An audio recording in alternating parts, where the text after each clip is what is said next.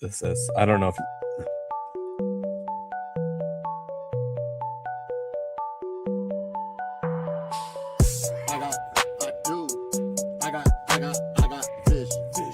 Means back to the business.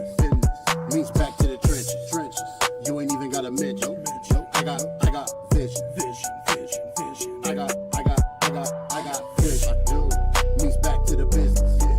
Means back to the trenches. You ain't even got a mention. I got vision. I got vision. I got vision. What? I got vision. Yeah. What's up, everybody? Welcome back to Friday Night Live, the March edition of the show, coming to you every Sunday night here through the month of March to kind of give you the most up-to-date news on the tournament. I am joined by JT and Uncle Juice tonight. Spencer should be here with us shortly. We're coming to you from the Self-Made Sound Studios, as always brought to you by Hybrid Promotions. How you gentlemen doing tonight? it's a sweet Sunday. Absolutely. Good in spirit. It's been a couple good days for both of our teams here. Let me just go ahead and jump right into it with Nebraska not only winning their first tournament game in their program's history, but then turning around and pulling into the Sweet 16 with an exciting win over Vanderbilt on Saturday night. It's beautiful, man. We did it. Like I wasn't expecting us to, do it in, such timely fashion. But before I knew it, we were in the Sweet 16, and my boys gave me everything we wanted. But I think we need to be, cautious of the fact that they broke a curse or whatever like that. But a lot of them boys, they never been there for that curse. They don't know anything about that. With the NIL, you got players out here that's just trying to win. So it's good to get the monkey off our back to get in the Sweet 16. It's a beautiful thing to be there for the first time ever. But also, with that being said, we're in elite air here. Like, we got to know that, we won the last game in a very close game. And I honestly feel like that close game was our get back for the Michigan game. Like, we played a tight, close game. We learned how to win. We learned from our mistakes. And now we're in the Sweet 16. I didn't get to see all of the game yesterday, but I did watch all of the game where we broke the curse, so to speak. And the boys played beautifully. Like, I want to be an old man and yell at them for shooting too many threes and, yell at them for rebounds, but they go out there and they play as a team. They get the second chance points. Their 3-point shooters are immaculate. That boy went off in that game. Number 21. He was a monster in that game. I've never seen 3-point shooting from a Nebraska player like that, and we've had players who played in the NBA. So I think they just need to ride off the confidence and ignore the hype and just focus on the next team because it's the tournament. Anybody can slip on a banana peel, as we all know. Absolutely. Yeah, it was a really fun game to watch. I give Nebraska a lot of credit. I mean, one of the things that we talked about in their show on our show last week was Nebraska got a pretty tough draw. Heck, I thought that they'd have a little trouble with Troy because they got a good coach, but they made really easy work of Troy, which I was impressed of right off the bat.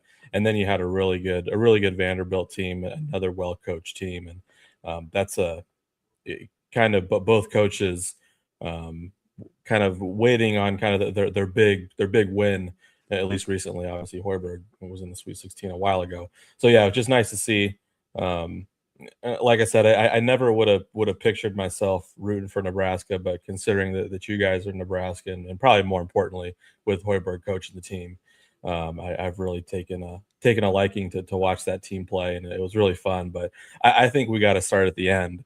I don't know if you guys were watching that game live, but that last shot at the very end, I've never seen anything quite like that. It was very similar to that Butler Gordon Hayward I was just going to say that national championship. Like, I guess, Josh, were you watching live? And I guess what was kind of your reaction?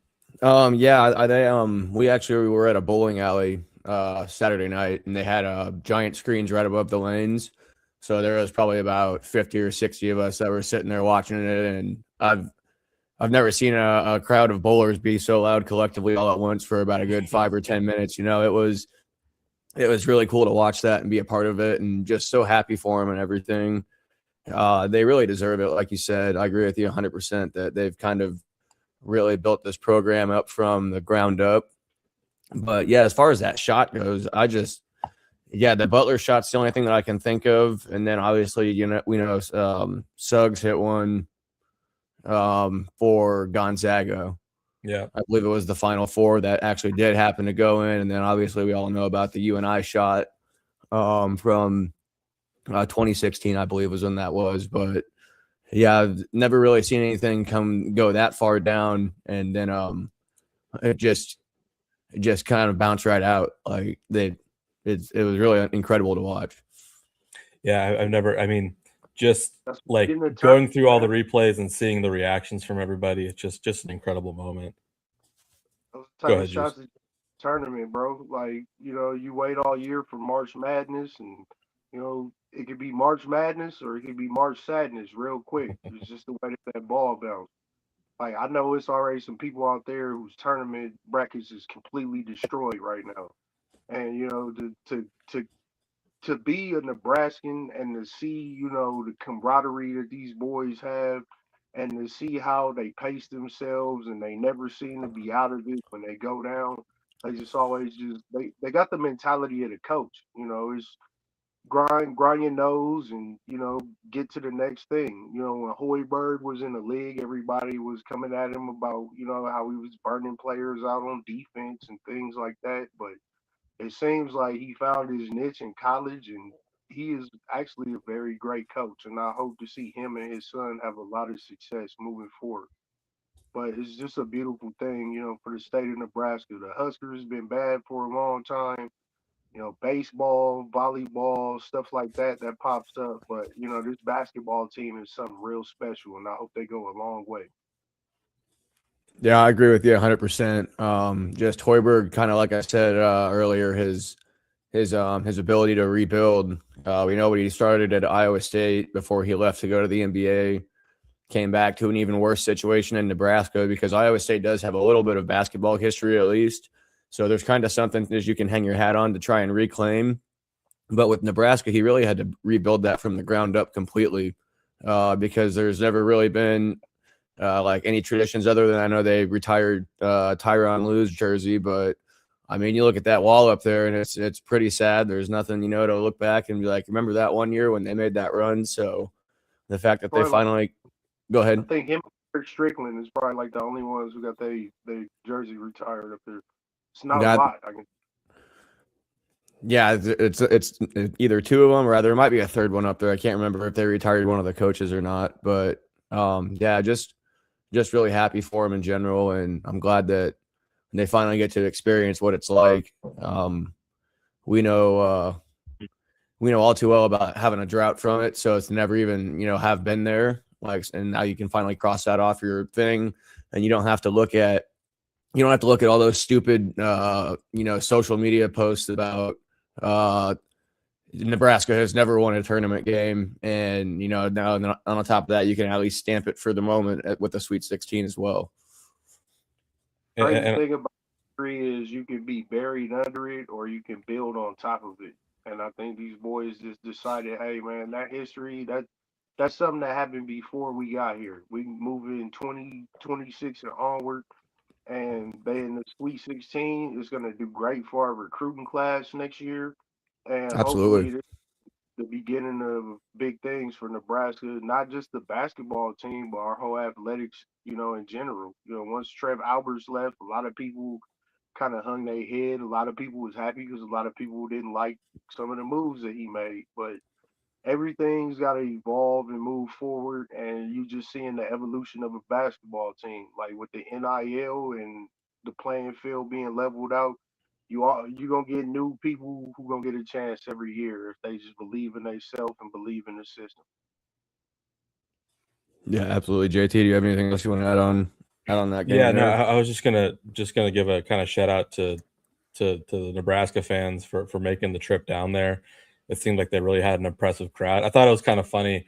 The Vanderbilt head coach Mark Byington and even some of their players, they were almost kind of acting like scorned, like offended, or basically saying that it was basically a home game for Nebraska. I was like, this game's in Oklahoma City. It's not like it's in Omaha or something like that. It's a 6 hour trip, and then Right. people make drive. I've never seen so many red jerseys in a NCAA game unless Ohio State or somebody was playing. I was very impressed with how we traveled. Yeah, I was too. It was really impressive, and I think it made all the difference. I think probably one of the loudest moments was that layup. I guess the second to last Yep. play there at the end. I You was just kind gonna of say that. you kind of started to hear it was kind of starting to blow out some of the mics. You kind of hear that noise where the mics are getting overwhelmed, which you usually don't hear a whole lot in college basketball. So I give them a whole lot of credit. I guess things could get really interesting in Houston depending on how this game turns out. Of course, Yeah. Iowa they're hanging on. They're up by 4. We're getting close to the under 8 or I guess we're in San Diego or Tampa. They're in Tampa, so it could be a raucous environment in Houston if it ends up being Nebraska and Iowa in the Sweet 16 for a trip to the Elite Eight. But Ben McCollum's boys have a long way to go, so we'll keep you guys posted. Yeah, I got that graphic up there on the screen. 150 decibels was what it rated out at. I Didn't see that. Nice. I just kind of happened to scroll across that today. So, yeah, it was noticeably loud there at the very end. And then I don't know if you came across their radio announcer's call of the game. He's been their guy for like 41 years, and he was like he could barely even get the words out.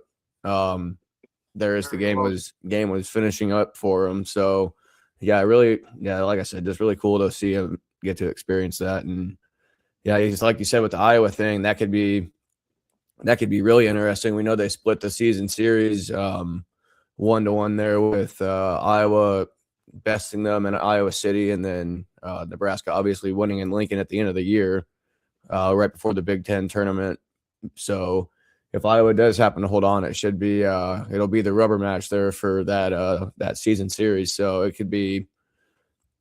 I'd be interested to see who would draw more fans down to a game like that. You'd have to assume Nebraska would maybe logically be able to pull more just because of they have more interest, I would say. Yeah, you would think. Like basketball, football, volleyball, like every sport. I don't know where these Nebraskans is coming up with this bread, but it seems like every sport, if we got a team playing, we take over at least like half of the stadium court wherever we're at. So, we create a home field advantage wherever we go. Yeah, no, and that really helps in these neutral site games, and almost kind of, as we know about Hilton South down there in Kansas City, it kind of is an extenuation of the home crowd, and can really be a big advantage, especially in games like this when you kind of might need that little extra juice to get over the top at the end. Nebraska fans are everywhere. I've been in Tampa, and I went to a little rinky-dink store and found a Nebraska Cornhusker shirt. I'm like, I am in the southernmost part of the United States. It's crazy that I would find a Husker shirt here. But you had a game in Alaska, they'd be in Alaska. Like, my boss in my old job went to the game when we played in Ireland. Like, it don't matter where you put the Cornhuskers, you're going to find at least 10 fans there freezing or burning their behind off just trying to see the game. And crazier now since we got like our own beer and we can drink now, because think about how hard these people have traveled without alcohol. Now think about the fact that we like sold out all the alcohol in like 2 games. Like, Yeah, that's a severe underestimation on their part. These Nebraska fans is crunk, and the energy just flows through them kids, man. Like, it's a big thing when you got 50,000, 60,000 people cheering for you. It gives you a level of confidence that other people will never be able to understand. Yeah, absolutely. JT, you got anything else you wanna add to No, this year, no, the Nebraska conversation in general? no, nothing else. Nothing else on Nebraska. Just really excited to see it, and really happy for that fan base, and obviously first and foremost really happy for Coach Hoiberg kind of finding finding his niche a little bit over there in Lincoln. Absolutely. Just got anything you want to add on there at the end? It's a good year to be in the Midwest. We had, Indiana do their thing. We got Nebraska doing their thing. Iowa State. Like, I don't know. It must be something in the water around here because for some reason we just seem to be coming up with all this NIL money going everywhere else. The Midwest seems to be coming the focal point. So it's a beautiful thing. I hope to see more of it. Yeah, it's gotta be that tap water that they were making fun about there at the Pop-Tart Bowl last year. Well, let's go ahead and pay some bills here before we move on to the Cyclones, who happened to win today as well. But first, before we do that, just want to give a shout out to Hybrid Promotions and Self-Made the Label Music for kind of back in the show here. Our merch store is open. The name's up there at the top, Self-Made the Label Hybrid.com. You can use the code JT and the code SLIM to get, I believe, 10% off your first order. We're working on one for you, Juice. He's got to find a way to be able to punch it into the system. So that takes a little bit, but we should have one coming for you here shortly as well. A big shout out to Glizzy Fest coming up here in April. It's a 3-day event that they're hosting outside, 2 different stages. Going to be a whole bunch of attractions, artists from all over the city. It should be a great time for the whole city to come out and kind of get together and shake off the rest of the winter and kind of get ready for the summer that's at hand. So if you're not looking for something to do here, that's actually the weekend right before 420. So I can imagine it's probably going to be pretty friendly down there, if you know what I mean. So it'd be a good environment to get down and check out that weekend. So go check them out. Get your tickets early, yo. Absolutely. And he does have day passes available too. So you can get a pass for the entire weekend for a lot more cheaper than it is to get tickets for all 3 days. So if you're trying to go at all 3 days, I would highly encourage doing that as well. Sir, Glizzy Fest, let's get it. All right. Well, with that being said, we can move on to the game that was at hand today with Iowa State taking down Kentucky 82-63. JT, I'm interested to see what your reaction was at the beginning of the game there. That first 10 minutes, that was a little foggy and a little kind of nerve-wracking, but then the last 30 minutes of that game as well with kind of the pedal that they put down. Yeah, I mean, it was one of those things where, and I guess obviously we haven't even mentioned yet the big injury to Joshua Jefferson. I think we were kind of just hoping that we could get through this game without needing him.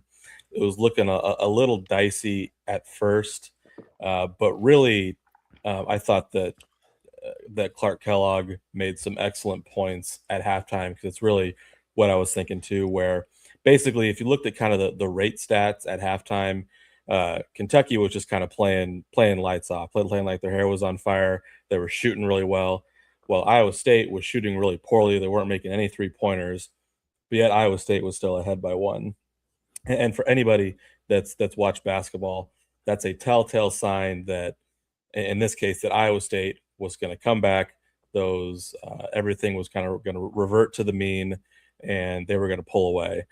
So it's kind of, I give Clark some props for kind of calling that, because that's kind of what I was thinking as well. But man, the defensive effort by that team was just incredible.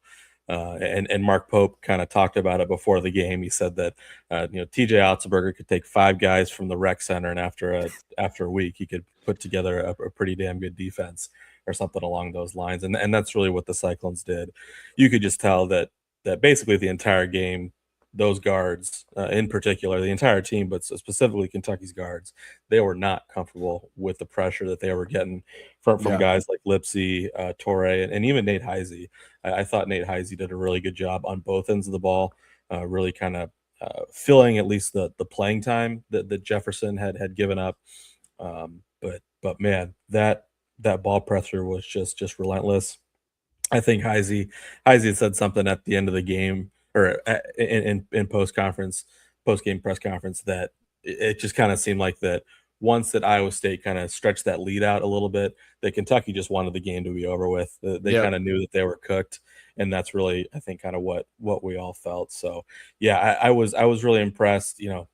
I kind of figured, like I just talked about, I kind of figured it wasn't a great first half, but I think they were first at some point. I think they were like 0 for 11 from three. You just kind of knew that those averages were gonna change over. So I wasn't sweating it too much. So I give a lot of credit to those guys for stepping up.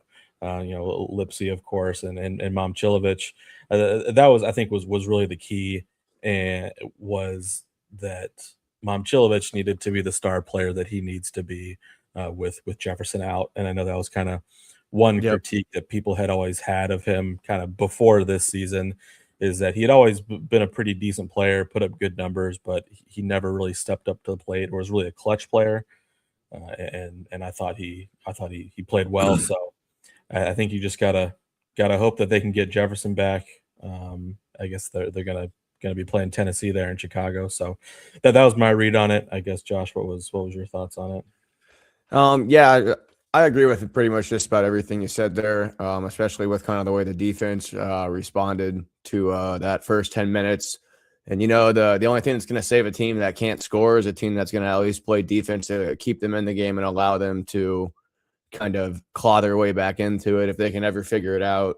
Now, I know when they played Arizona back in, the middle of February there, and they ended up losing, by almost, I think they lost by close to 15 or 17 there, that they still weren't shooting the ball very well, but Arizona was clearly a powerhouse type of team that their defense wasn't really stifling that much. So the result of that, they ended up losing, and they actually shot poorly that whole game. So to see him kind of snap out of it there, I thought one of the biggest points in the game was when Momchilovich kind of got that random loose ball that just happened to slowly roll out to the 3-point line, and all he did was pick it up and literally just turned his feet, and he was already set, and it looked effortless the way he got that shot off. And that was kind of the once they seen that go in, then I think they made one more there before the end of the half. I think Momchilovich might have had one more there in the final minutes of the first half. But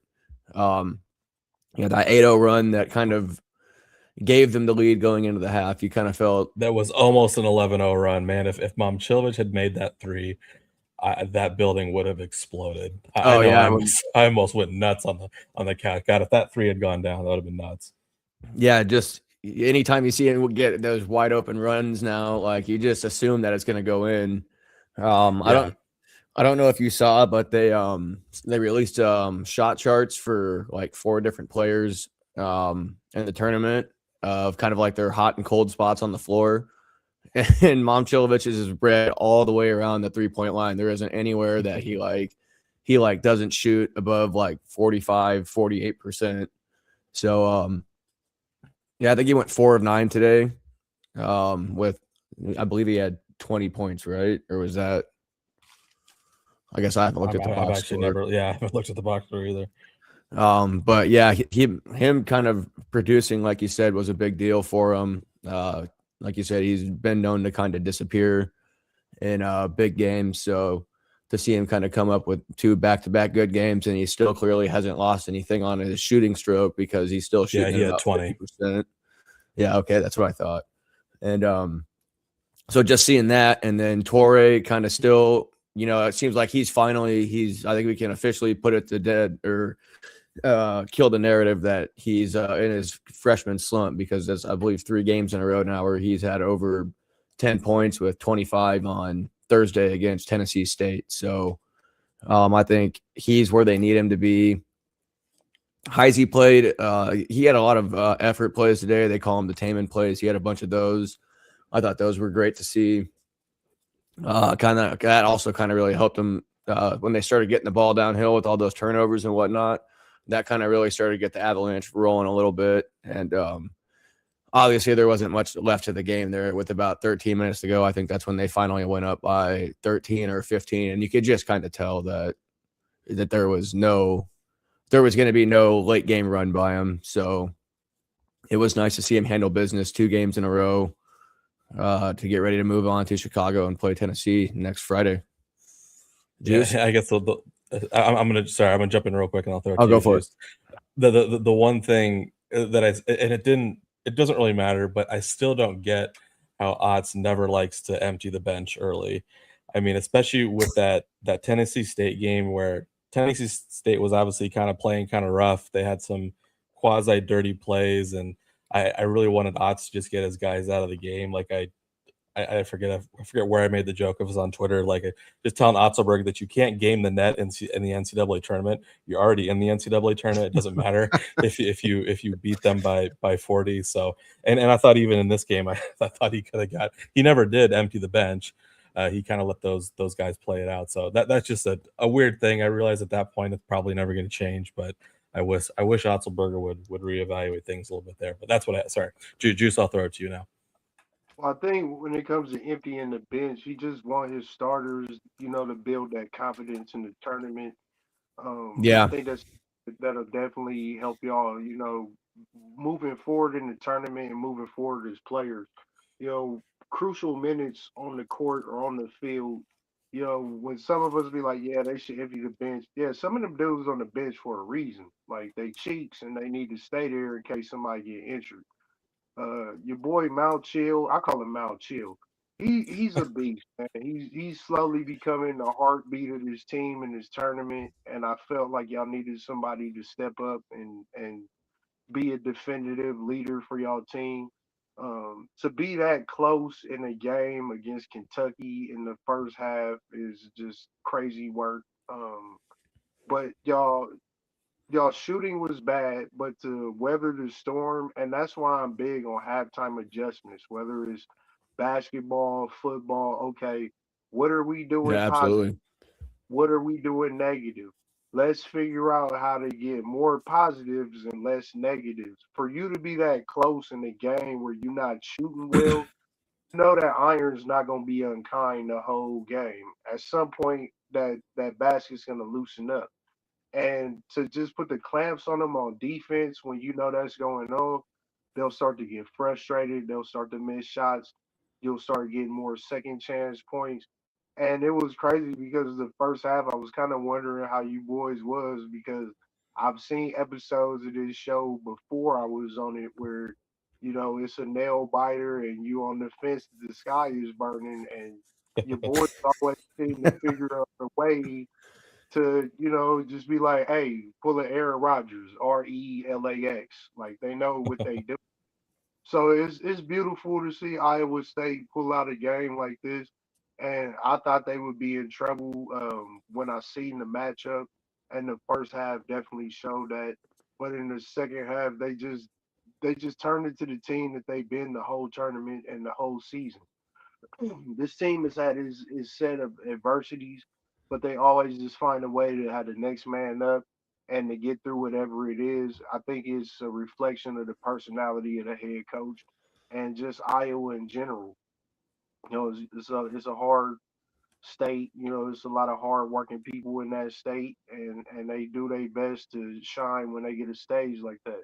So for y'all to continue in the tournament is a beautiful thing. It's gonna create some, creative matchups moving forward. But every team just gotta take it one game at a time, one play at a time, because as you've seen throughout the tournament, just because you rank, you could come in like Wisconsin, thinking because I'm Wisconsin and I'm playing, Holy Cross or some team like that, I'm just gonna mollywop them. The people who do the seeding for this tournament are very good at it because they seem to get the matchups that they need based on the teams that we might not think are good enough, but they know what they've Right. seen based on watching them the whole season. Yeah, absolutely. But yeah, I just think that y'all got a good team out there. Injuries is gonna happen. You know what I'm saying? It's got to be a next man up mentality because if you focus on who's not there, then next thing you'll be focused on is next season. Yeah, absolutely. I agree with you there 100%. And they've so far with the two games they've played with that injury happening so early, they've kind of really shown that they're not it's not going to derail the season, or they weren't going to use that as an excuse to quit. They really have kind of rallied around it. They pulled a guy off the bench, their ninth man technically, off the bench. He hasn't played in maybe 2.5-3 months before that injury. Oh, And yeah, Dom Nelson is putting up, I think he's playing almost 15-20 minutes a game now, just to try and help fill that dead air. And he's come in with a lot of energy at certain times in games, and kind of he was known to be a slasher and kind of get to the rim and get fouled. And both these two games, the last 2 days, or the last 2 games they've played, he's done that, and kind of some tight moments for him. So to see him do that and then make the free throws on top of that, that was one of their biggest like weaknesses coming into the tournament, was their free throw shooting. So the little things like that help. Yeah, that's a good call. I was thinking the same thing, specifically about the free throws, because Nelson had struggled there. But yeah, you're absolutely right. Where if you were to kind of pick one player on that roster who maybe the season hasn't gone quite as he had hoped, and that would probably be Dom Nelson. As you had said, he was kind of just benched. He wasn't really playing at all. I mean, I would say the reason for that, he was probably the biggest victim of the early, obviously not even early, the immediate resurgence of Killian Torre as a freshman. I know, just kind of going into the season when there's a freshman on the roster, you maybe don't think that he's going to contribute right away. And I'm guessing that he ended up taking a lot of Dom Nelson's minutes. So, but you're absolutely right. I mean, he kind of had every reason to kind of pack it up and call it a career. But the injuries happen. Next man up. He had his number called. He looked great. Like you said, he was driving to the rim, getting fouled, making free throws. So that's a really good call. Big shout out to Dom Nelson for stepping up. Shout out to Dom for being prepared. Like, mentally, you could have just packed it up. I haven't been out there for 2-3 months. The least you can do is work on your free throws at that time, because there's no guarantee that you're gonna get in. But if you work on your free throws at that time, okay, I'm in and I got foul. Okay, I can at least hit these free shots to do something for my team, and maybe that'll parlay into something bigger and a bigger role down the road. But good on him to show a mental acumen of always being prepared. Because 2-3 months, you could have packed up half your stuff in the dorm and packed up mentally. So yeah, no kidding. Yeah, he hopefully he continues to play that way, because they're going to need him obviously in the next round. I don't know how long Jefferson's going to be out. The fact that he was kind of riding around on a scooter and not putting too much weight on it, I understand they're probably being extremely cautious, but I don't know if you've seen the still screen image of when he did roll that ankle, but I mean, that thing was almost at a complete 90-degree angle. So it'll be interesting to see how bad it is and what it is. It sounds like he might have avoided a high ankle sprain, which obviously, those are the worst kinds. That could be like 2 months, 6 months. Yeah. It all depends on what grade it is. Your ankle and your shoulder, when you sprain them, is something different than the rest of your body. Yeah, absolutely. Yeah, and that's be out for 6 months, and you can separate your shoulder and be out for a week. It's all how you separate, what form of damage you put on it. Yeah, that's the thing. It seems like I know basically that injury that you see is probably one of the most common injuries in basketball, rolling the ankle.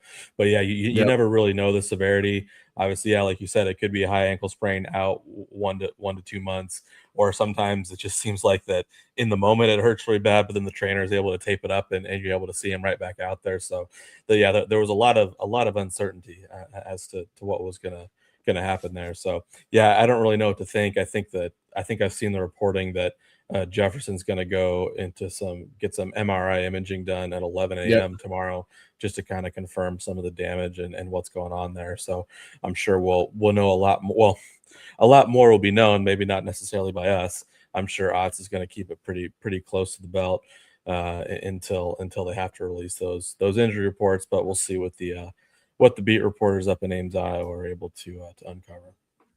Yeah, absolutely. MRI, please believe that will be the most tended to ankle in all of Ames, Iowa. Oh, absolutely. Absolutely. That boy in a cryogenic chamber for 4 hours a day type shit, bro. Like, modern medicine is a beautiful thing. those folks over in the McFarland Clinic are going to be busy. Absolutely. Well, do you guys want to roll through the bracket here? Do you have anything else you want to add on the clones here? We don't know tip times yet, but I would assume since they played in the morning or the mid-afternoon, the first two games, I would imagine they'll probably play one of the earlier games on Friday next week. So we'll be waiting to see that tip time. Yeah, it'll kind of just depend on what game CBS. I assume it's CBS what games they want. So yeah, it should be. I mean, it's going to be pretty hopping in Chicago because obviously Iowa State's going to be there. The Michigan fan base is going to be there. So, and then obviously Tennessee, and then we'll see.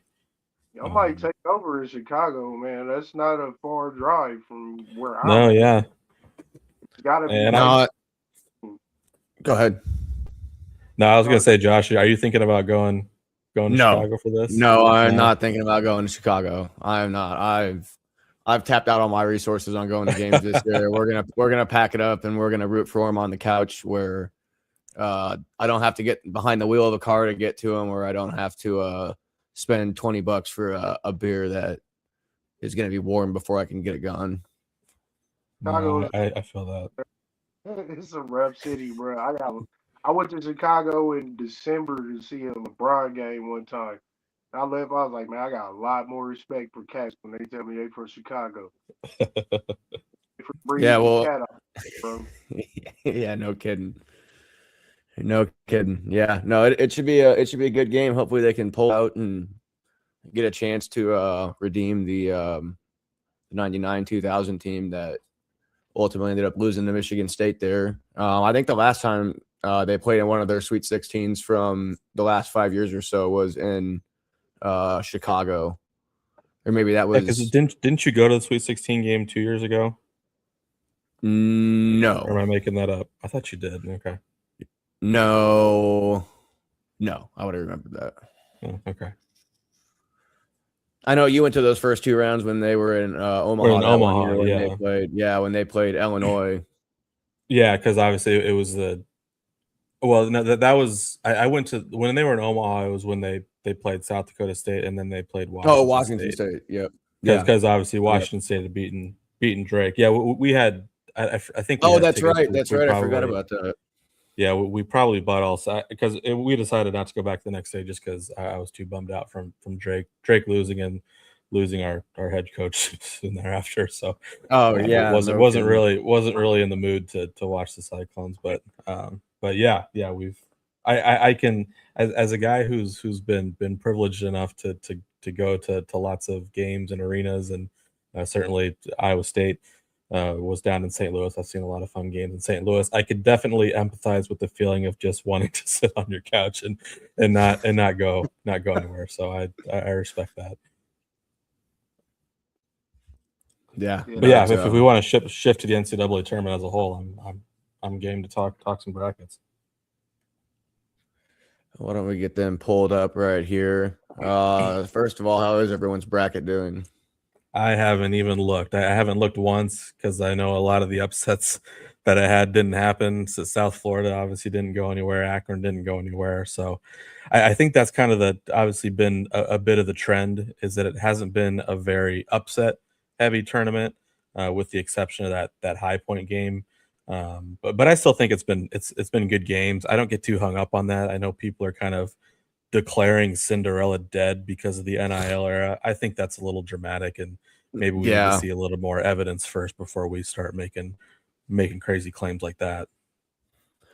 Yeah, no, I don't think Cinderella's dead. I just think that the top half of just in general, I know, because a lot of these schools, I mean, they're not. If you're watching the Iowa game, you should turn your head to the screen now. It's coming right down to it. Maybe we can pause to. So Iowa has the ball. Down one. Who did he get? Oh, he missed it. Sturts missed it. 9 seconds left. Florida has the ball. They got fouled. So at least Iowa's going to have the chance to tie it up here. Well, I guess we'll see. How much time is left? With the, I think that's about nine seconds left. Okay, I can chill a little bit. But I guess I'll kind of talk generally about this game. It's been pretty. pretty impressive to see Ben McCollum and his team put up a fight like this against Florida. Obviously, it's been a very, very emotional, very physical game with the double technical fouls earlier. Yeah, how about I'm just that? going to spoil it. Oh, he missed the first free throw. I was going to have a chance here. There we go. This is, You think they're going to take a three? I guess we'll see. I mean, obviously, if this guy misses the second one, it's not going to be necessary. If it was any other time in basketball history, they would just go for the two, but they're gonna go for the three. Yeah, already made the second one, so it's 72-70 in the favor of Florida with 8.9 seconds left. Todd Golden is going to take a timeout to set up his defense, which You set up the play, you make the drive, you go for the easy shot. I think if you're Iowa, you probably let them call that timeout, and then I would advance the ball up the court and take that timeout that they have rather than going home with a timeout in your pocket. Yeah. I think that's maybe the case where you give Certs the ball just to kind of let him drive, and if nothing's there, if it looks like nothing's developing, maybe go ahead and call a timeout. But yeah, I agree that Ben McCollum definitely shouldn't walk out of this arena with the timeout in his pocket if he can help it, because obviously Ben McCollum is one of the best X's and O's coaches on the face of the earth. So absolutely, he's going to be able to drop something good. So we're coming down to it here. Obviously, there's been some pretty crazy shots here in this tournament. You look at the Kentucky shot against Santa Clara. Yeah, that was nuts. It's been kind of crazy. Yeah, it's St. John's today with that buzzer beater against Kansas. Yeah, that was kind of interesting, though. I used to love St. John's as a kid, man. It's nice to see them make a comeback. Yeah, it just feels right with St. John's being good, especially with such a historic coach at the helm there. But yeah, that was such a weird game. I don't think I've ever seen it before, where basically it was like 20 seconds left and Kansas had only had 2 team fouls, and so basically they were able to use all their team fouls and kind of kill. Oh, he made it! No way. He made it. They went for the 3, whatever. Holy shit! Sorry, folks. This isn't good radio, but I'm turning the sound on. 2026 basketball, fucking each shot we going for free, bro. We gotta make it to Sports Center. Yeah. Oh my God, I just saw it. Wow, and Florida doesn't have a timeout. Right. It's my hatred of the Florida Gators that made them lose tonight. You are welcome. Wow. Right in the liver. Didn't lose. Holy shit. Unbelievable.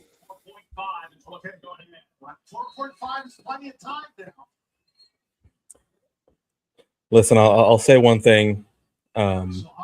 Obviously, as Josh well knows, I want only the worst things to happen to the Iowa Hawkeyes and their fans. Yes. But there is I've kind of thought about this the entire year. Obviously, I have a lot of affinity for these players and the coach, even though Bennett Search kind of threw Drake under the bus yesterday with some comments that he made. I'm going to forget that happened. I always kind of told people that if this specific Iowa Hawkeye team, obviously that affinity will dwindle as guys graduate.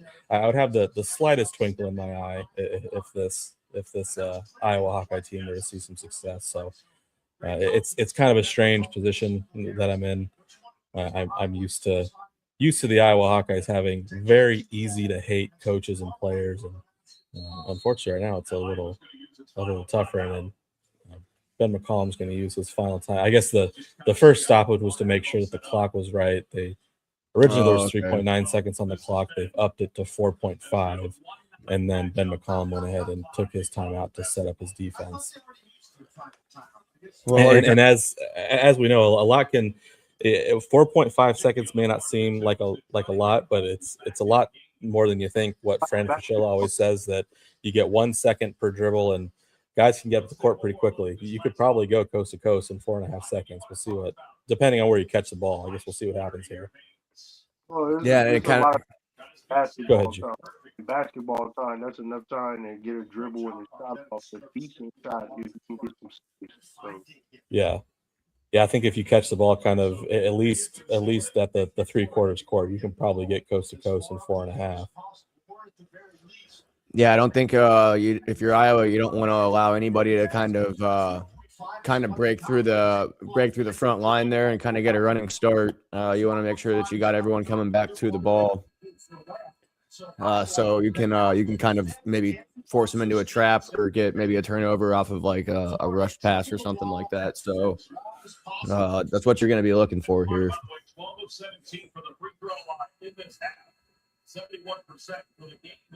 Seeing all these sad Florida fans right now is actually kind of very, very satisfying.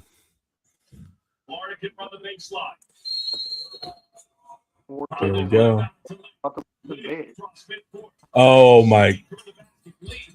Oh, they won! Oh my God! Iowa wins! Holy shit! Oh How my about God! that? I just won some money. Thank God. The only way you will ever get me to cheer for Iowa Hawkeyes is if they play in the Florida Gators. Ooh, Unbelievable. I can't stand either one of them teams in either sport, especially football. I hate the Gators in football. I've been a Florida State fan since Peter Ward. Iowa, I will cheer for Iowa State because it's a different part of Iowa, but the regular Iowa packed them up. So, Yeah, that's well, let's incredible. night, but they better get ready to get packed up. Boy, the city of Houston better get ready for an invasion of some Midwesterners.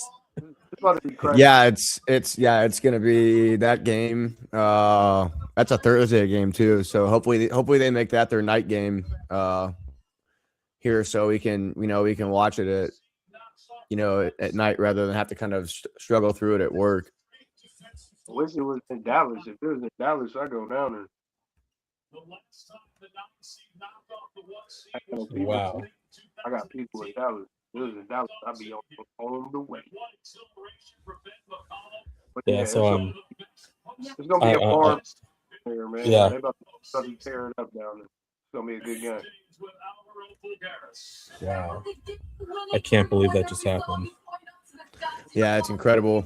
They said the first 9 seed to beat a 1 seed since who? I didn't hear that part. I didn't. Wait, the last one to beat a 9, Or yeah, the last 9 to beat a 1. or 9 beat a 1.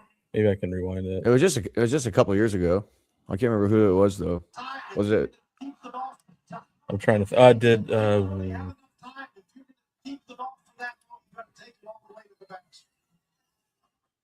Gosh, that wasn't the year the Wichita State was a 1 seed, was it? Oh, it could be. Wichita State was a bad biddy. I can't think of who they played. I know Northern Iowa did it back in 2000. What was that? 2012. Was it Kentucky? Did Kentucky beat Wichita? That seems right.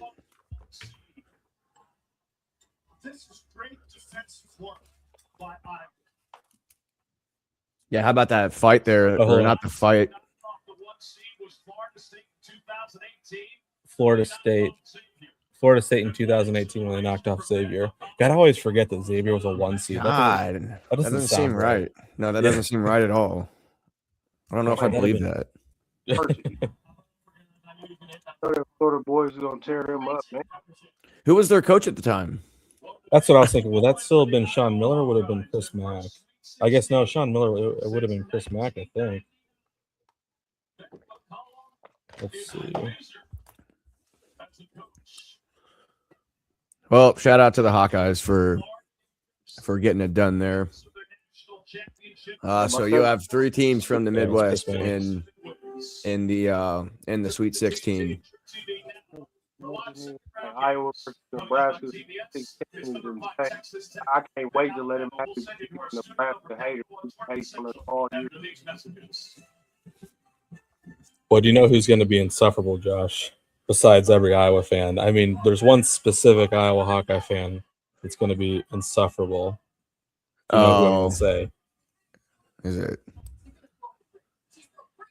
Say it. Chris Hassel. Oh yes, yeah. I was actually wondering about that. When you said that they made that shot, I was like, man, he's gonna say, I called my shot. I called my shot back in May when he first got hired. I said this was doable. Wow. Yeah.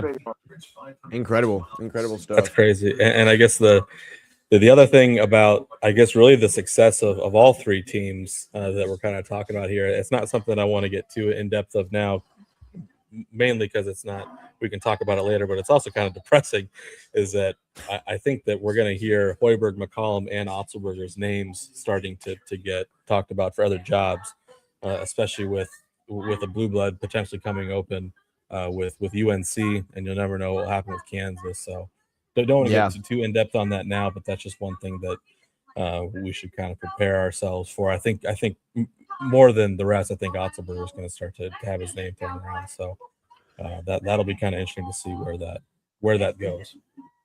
Yeah, I don't know.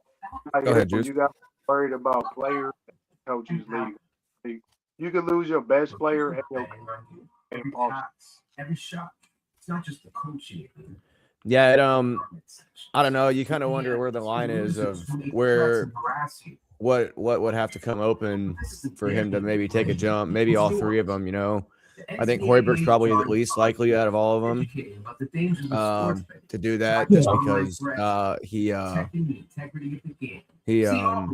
seems pretty content. Yeah, absolutely. So. Yeah, I guess we'll see what comes of that in the future. But yeah, for right now, I mean, we all got basketball to watch this next weekend, gentlemen. So yeah, we do.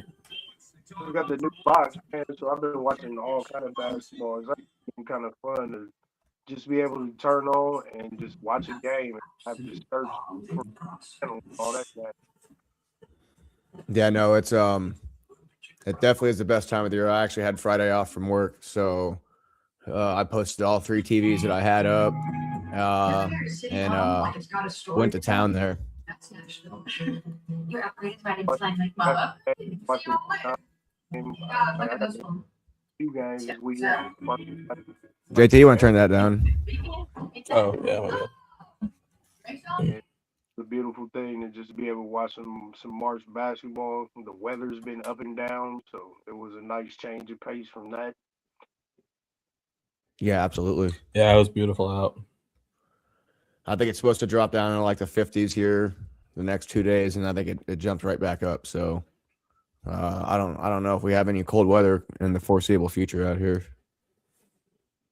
It's supposed to be spring, but this is the Midwest. It can be 80 one day and 40 the next. See, we got Spencer in here. Yep, I was just gonna pull him up here. What's up, big dog? We can't hear you.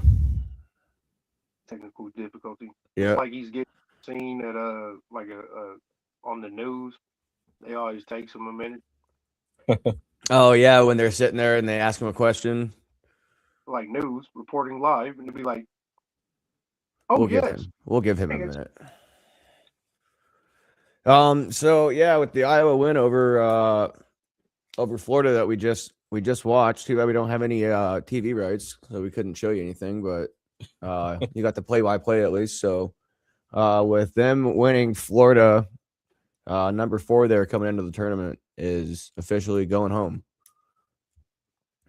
I said, man, the seeding is one thing, but you gotta go out there and play the game, man. At the end of the day, basketball is a different kind of sport, man. Like anybody can win, just depending on how the ball rolls that day. Spence, we got you now. I believe so. Can you hear me? Yep. Perfect. Yes, sir. What's your Go ahead. Oh yeah, go ahead. What's your instant reaction? Yeah. Oh, I just watched Iowa and Florida. Those are the last couple of minutes. Pretty crazy, right? Yeah, it was almost like the Nebraska game yesterday. Yeah. Yeah. I had a heart attack. That ball should have went in. Yeah, we mentioned earlier that it was about probably 3/4 of the way down the hoop there, and it just kind of happened to roll out. So I mean, you got that's about as lucky as you can get in those situations. Right. I think he shot it a little too hard. It was like a bullet, a little softer. It would have went in. Well, and there's this whole conspiracy about the overinflated balls in the NCAA Yeah. I've tournament seen that that. Yeah, I've those seen those that. balls weren't quite as inflated. Right. Yeah, You I don't necessarily know how that works. Yeah, how do you overinflate a ball? I, Yeah, bet, I don't know what I bet they regulations are in have. place. I bet they have a certain like. I don't know. Would it be a PSI, PSI? yeah. Yeah, a PSI for every ball. But I'm Like, assuming they would check before every game. Yeah, I don't know. I don't know. It's Well, kind of the guy that released that information has like a whole like algorithm and like a data set that he uses to figure this out, and he like it turns it into a rating system.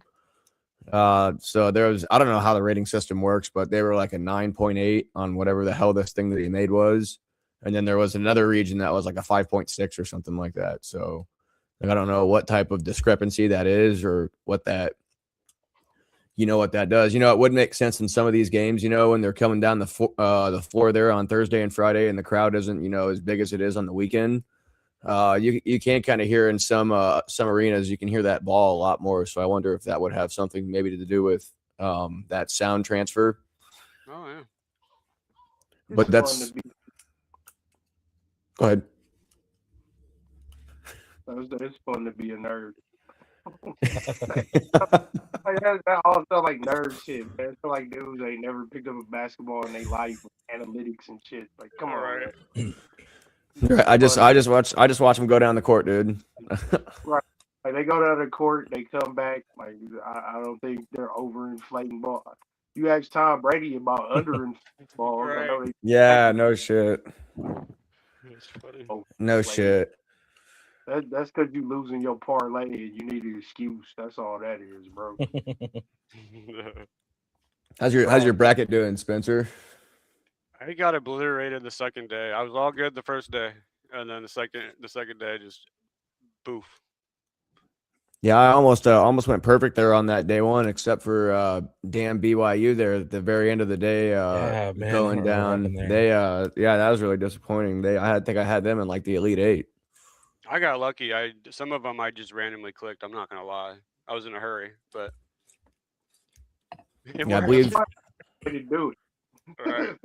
it really is, because if you start sitting there too long thinking about it, then you overthink it, and then Right. it doesn't matter what you thought originally, because now you've confused the hell out of yourself, and Right. then you make it twice as hard. It's just supposed to be something fun, like if you want Yeah, to throw a little exactly. analytics into it, whatever, but like it's just supposed to be something a little fun.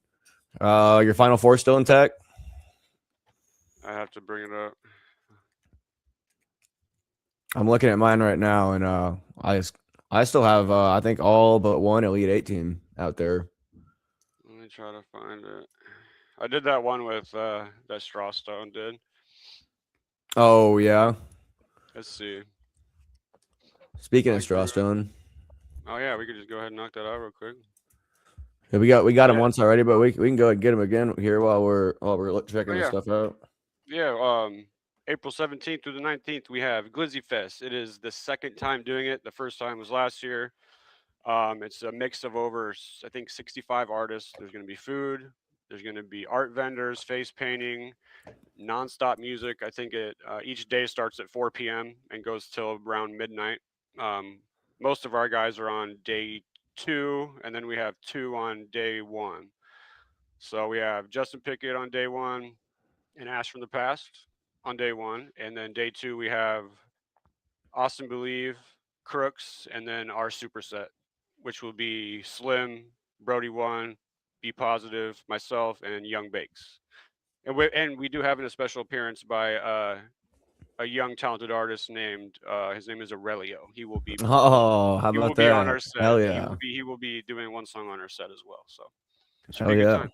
Yeah, if we have tickets, $15 pre-sale. Tap in. I'm sure we could do some deals. So still got another month, so get them now.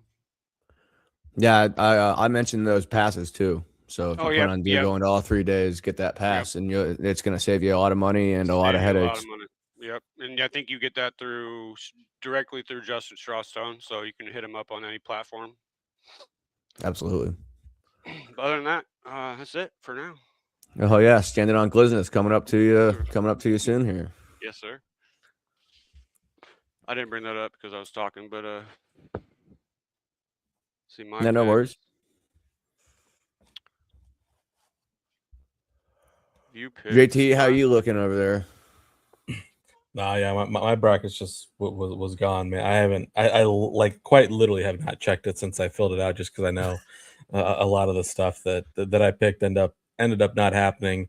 It ended up being a pretty light year in terms of upsets, and I think we're kind of most people kind of try to selectively pick their upsets, and really, unless you pick that high point game, it's been a very chalky tournament. So Right. really, we're at the point where Iowa and Texas are Cinderellas, which is not exactly how you picture Cinderella. Yeah, Right. no, she's usually usually a little smaller than the Right. two Yeah. biggest universities in their own state. So that's Yeah.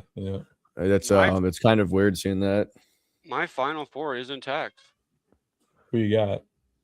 Duke versus Michigan State, Mm, and then I have Arizona versus Purdue. Oh, okay. man, Purdue. I could see it happening, but Purdue, I don't know. Yeah, I I don't- They well, kind of scare me a little bit. right. Well, I have Purdue and Iowa State playing. Or wait. Oh shit! No, my Final Four is not intact. I'm tripping. Oh, you I probably had I Florida, I, didn't you? I had Michigan versus Florida. Yep, and Yeah. then I have Purdue versus Iowa State. Yeah, that Florida loss this early is gonna kill a lot of brackets for people. Right. I know. I didn't have them advancing past the Houston game in any bracket. Um, I don't think I picked anyone. I don't think I picked them all the way to at least the Elite Eight. So, yeah, it's a Sweet 16 and an Elite Eight gone, but at least that saves that four. So, Right. I'm That's picking gonna be Duke. really tough ticket down there in Houston. Yeah. Duke had me so scared the other day.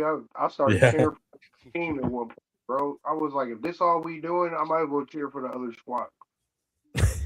Like I actively started cheering for the other team. I've never That's done it. that with the Duke game, but we was Just like- playing so poorly. I was like, bro, like we playing like cheeks out here, and this is what I got going to the finals. Like y'all not looking like a finals team right now. yeah, that would have been an all-time loss if Siena could have pulled that out. I would say probably the most improbable loss in the tournament's history, other than Purdue obviously going down as a 1 seed, but with Duke's overall metrics and whatnot, like that loss would have been unfathomable. I blame Siena's coach. I'm watching the game. I'm like, bro, call a timeout. Like any time now, call a timeout. I'm at home, calling timeout. Somebody call the timeout. They scoring and scoring and scoring. He's never just like a timeout doesn't exist for this man. Well, that guy doesn't care anymore because he just got a nice job out of it. He was just named the coach at Syracuse, so he got a nice paycheck out of it. Oh, no kidding, huh? Use them all one. Like just do this. Just a few of these. Yeah. Yeah, I remember those days when we had a guy that didn't like calling timeouts. It's like one of the most frustrating things in the sport is you're watching your team just like slowly blow a lead or slowly start to implode, and then a 5-0 run turns to a 12-0 run, which then is a 17-0 run, and now you were only down by like 2 or 3, and now it's like a 15-17 point game, and like then you call a timeout, and it's like, well, what the hell is the point of that now? Like we needed that like 10 minutes ago. It happens so much in basketball. Like in football, you can kind of see them building to it. In basketball, it's like we got a 15-point lead. Oh, now it's 11. Oh, now it's 7. Now it's 5. Call a timeout, bro. Like your lead is dwindling. Do you not see this? Do you not see the momentum changing? Call a timeout and stop the momentum. Sometimes the timeout ain't even so people can breathe. It's just so the other team can stop cooking you for a minute. Yeah, absolutely. Yeah, just to stop that momentum, Bro. Like you can't if you get stuck in your kitchen right now, is you just gonna bleed out or you gonna put something over that? Yeah, it's like I said, it's probably one of the worst things that you can have to sit through as a fan. Well, I don't really have anything else unless there's something you guys want to add here real quick. Vanderbilt and Louisville did fall. So So they are off of that list that I compiled there, as well as Gonzaga and Virginia with that loss to Tennessee today, who I don't know if I really saw that coming. JT, I don't know about you, but I kind of had Virginia as a foregone conclusion, kind of taking care of business there. Yeah, I thought Virginia was going to pull it out too, but Tennessee seems to be playing pretty well. So they're going to be a tough matchup. Kind of Rick Barnes and kind of his last hurrah. So we'll see what happens. And I guess just to kind of like I had a lot of things to talk about the tournament in general, but after seeing this game, we could kind of can throw it out. So Right. looks like next week looks like Iowa and Nebraska going to play on Thursday. And then Iowa State and Tennessee are going to play on Friday. Game times to be determined. Although I think by Sweet 16, everything is in the late afternoons to early evenings. So, if I recall correctly. So yeah, that's all I got.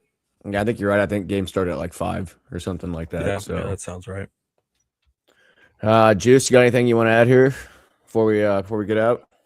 Not much. Just next week, I want to tap into the expansion teams in the NBA since we talking basketball. Talking about an expansion team for Las Vegas and Seattle. I'm really excited about Seattle being a Thunder fan that used to be a Sonic fan. So that's something I think that we should definitely discuss while we're in the mood of basketball, and just hopefully these Midwest teams keep cooking, man, because it's giving us something to talk about. It's giving the world something to talk about. Yeah, absolutely. Yeah, we'll have to bookmark that for next week. I did see that they're going to vote, and it sounds like it's probably going to go through. So we'll put a pin in that for this week, and we'll definitely make sure that we bring it up next week, and we kind of see where we think they're going to go with that. Spence, do you have anything you want to add here? Oh, go ahead. I'm telling you right now, I got beef with Draymond Green because he has some unique perspectives about the expansion, and I felt like those perspectives should have come from somebody not named Draymond Green. Yeah, he likes to insert himself in situations where he probably doesn't really belong quite often. So, Spence, got anything you wanna say here before we get out of here? I just want to tell the viewers that are watching, we appreciate you. Thanks for tuning in with us and making this worthwhile. We really enjoyed doing this for you guys, and I have been slacking on the reels. I have to admit that. I've been busy the past week and a half, but make sure you're tuning in because there's going to be a lot of reels dropping tomorrow and every day. So, hell yeah. Yep. We appreciate the work you do, brother. Yeah, you do a good job with that. Thank you. No, we appreciate you all the time. So, Yes, sir. Yes, sir. We'll get back on it. We'll be back with you guys next Sunday again for the Sweet 16 Elite 8 updates. Another Sunday show, probably going to be the last one on Sunday next week, and then we'll move back to Friday. But for now, we are signing out from the Self-Made Sound Studios. Always brought to you by Hybrid Promotions. For JT, Uncle Juice, Hybrid himself, I am Slim. Thank you for tuning in, and we'll catch you next week.